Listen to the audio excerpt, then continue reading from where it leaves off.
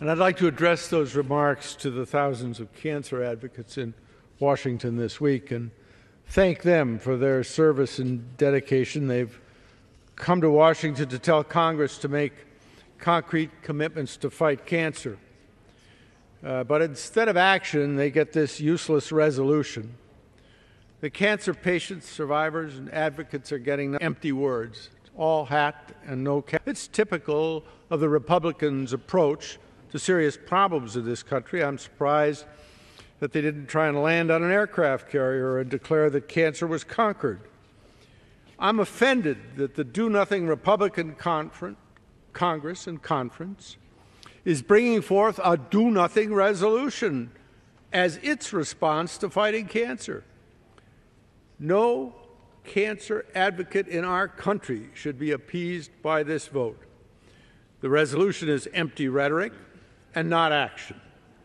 And action's what's needed for cancer, for AIDS, for Parkinson's disease, and so many diseases that impact our citizens and people around the world.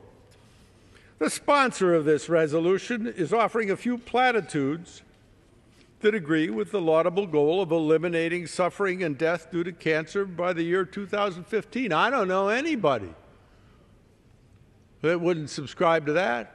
Maybe move it up to the year 2010, but I can't think of a human being who would object to that.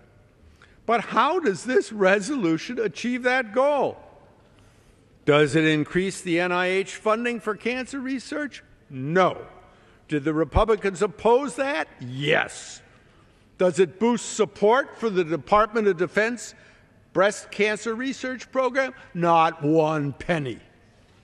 Does it extend the expiring tax credit for research and development of life-saving cancer treatments?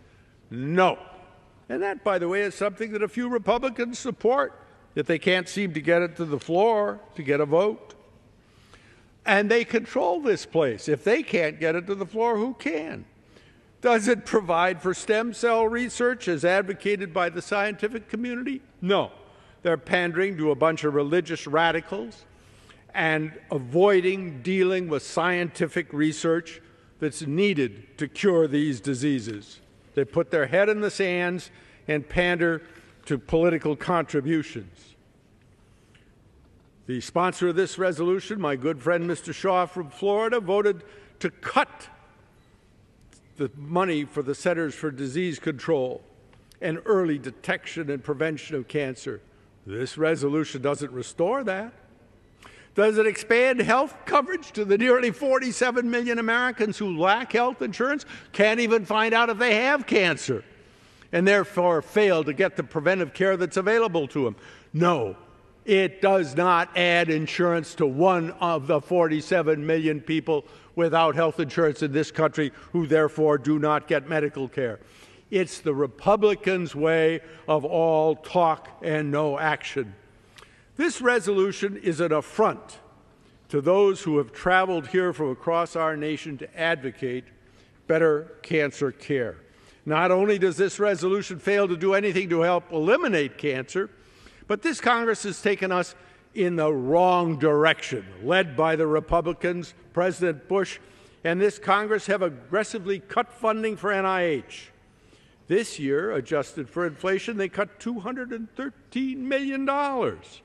Over the last 4 years, they've reduced the agency's purchasing power by more than 12%. The cuts aren't just to research.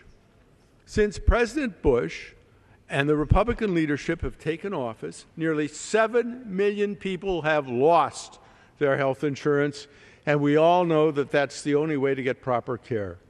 The President used the only veto of his administration to keep in place restrictions on life-saving stem cell research, and the Republican leadership in this Congress didn't have the courage to override that. I guess I could go on, but I think I've made my point. I wholeheartedly agree that we must do much more to eradicate cancer and other dreaded diseases.